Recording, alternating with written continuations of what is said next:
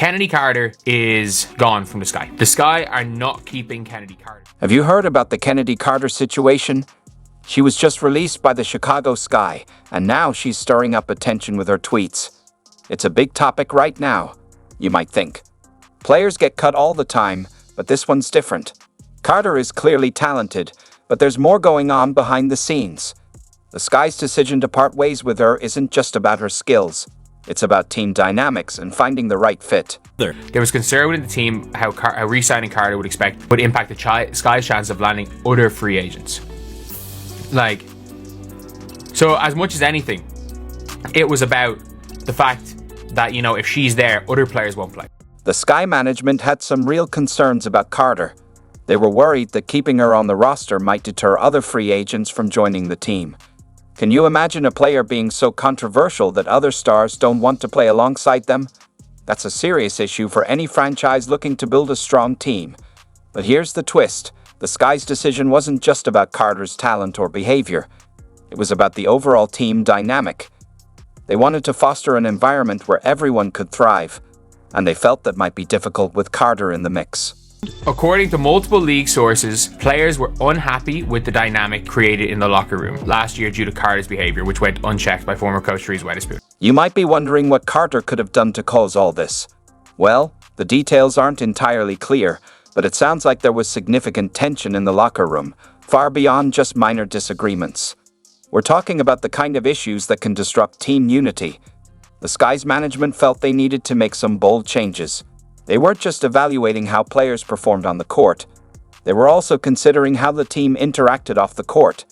In basketball, where teamwork is crucial, that kind of chemistry matters a lot. So obviously, it appeared, according to Annie, that when it came to Chennedy Carter, she was the reason why Teresa Weatherspoon got fired. Not Angel Reese, which people thought. That everyone thought it was her catering to Angel Reese in the offense. Turns out it was her catering to Chennedy Carter. So, the Sky took a big risk. They let go of a talented player in hopes of building something stronger. They're banking on this move, helping them attract other free agents and create a more stable team. It's a bold decision, and only time will tell if it pays off. Just when you thought the Chennedy Carter drama couldn't get any crazier, she took it to a whole new level. She took to Twitter, and let me tell you, she came out swinging like she was aiming for a championship with her posts. I will say this, is she 100% done this? No. Did she mention Angel Reese by name? I don't know, but I mean, this seems like a very much shot at that player, or at least a shot at the other WNBA players. Can you believe it? It's the middle of the night, and Carter's fingers are moving faster than a crossover dribble. She's firing off tweets like she's trying to break the internet. And honestly, she pretty much did. Now you might be wondering, what could she possibly say to make everyone talk? Well, hold on, because this is where it gets juicy. Carter drops a tweet that seems harmless at first. She's talking about layups. But wait a minute. Who's known for struggling with layups? That's right, her former teammate, Angel Reese. She tweeted out, "I think the ability to consistently make layups just puts anyone in a different tier. So important to score easy." Suddenly, everyone's connecting the dots. Carter seems to be taking shots at Reese, and the basketball world is buzzing like a hornet's nest hit with a dunk. But Carter isn't stopping there. She's retweeting fans, throwing shade, and stirring the pot like she's trying to cook up the world's spiciest drama gumbo. It's like she's not just adding fuel to the fire, she's pouring gasoline on it and doing a victory dance around the flames. And just when you think the drama's dying down, Carter drops another curveball. She tweets, "I just focus on me and how special my craft is, not bothered by spins you telling me how I really feel had nothing to do with anyone but myself." Can you believe it? It's like she's trying to play it cool while keeping the controversy alive. Look, I get it. We were watching Unrivaled yesterday and Dejanay was missing layups. Kate Martin was missing layups. It was really bad in that second game yesterday. But still, what player is notorious for missing layups? What player might be best known for missing layups? Obviously, her now former teammate. It's a masterclass in social media, and Carter's the one calling the shots. But here's where it gets really wild. She doesn't stop at tweets and retweets.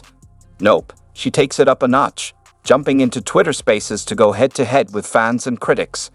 It's like she's hosting her own press conference, except there's no filter, and she's saying whatever's on her mind. Just when you think the drama can't get any more intense, Angel Reese gets pulled right into the storm, whether she wants to or not. Remember that tweet about layups? It wasn't just a random comment. It was a direct shot at Reese, and it landed like a buzzer beater. So Chennedy Carter has called out Angel Reese in a huge Twitter crash out, which is mad. Which is absolutely mad. Like, she has gone from the sky, and it seems like she has called out Angel Reese. So why is Angel Reese involved in all this? Well, here's the thing. Reese has struggled with layups. It's no secret in the WNBA. But for Carter to call her out like that, that's like stealing the ball from your own teammate. It's got everyone talking. The WNBA world is on edge, waiting to see what Reese will do next. Will she clap back with a tweet of her own, or will she let her performance on the court speak for itself? Fans are on the edge of their seats, waiting for the next move. This drama's got them hooked like a game on the final buzzer. Like, first of all, no one has ever said a bad word about Angel Reese, a person. But it is one of those things where it probably was frustrating watching her shoot 40% on layups. But maybe Chennedy Carter was just trying to have to deal with her, and you know, it is hard for an organization to deal with Chennedy Carter. Like, it really is. Like, she's not an easy person to deal with. She's not an easy player to deal with. Here's where it gets really interesting. Reese has been silent. No tweets, no Instagram stories, nothing. It's like she's gone into stealth mode. And you know what they say, sometimes silence speaks louder than words. Some are saying Carter's just telling the truth, while others think it's a low blow. The WNBA fan base is split right down the middle, like a tie game in double overtime. And it's not just the fans. It's making other players uneasy too, with everyone wondering how this drama will play out. And then obviously you saw Angel Reese at 42%. Like, Angel Reese was literally the worst layups shooter in the WNBA.